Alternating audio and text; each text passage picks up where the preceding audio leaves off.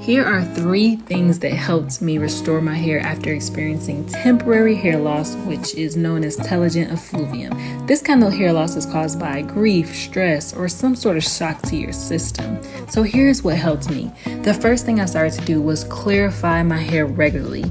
I had so much buildup and blockage of my follicles that was stopping my hair's ability to grow. This also gives the appearance of fuller and thicker hair. The second thing that I did was started to use hot oil treatments and scalp oils with healing oils like rosemary oil, which is a natural DHT blocker, along with neem oil and black seed oil.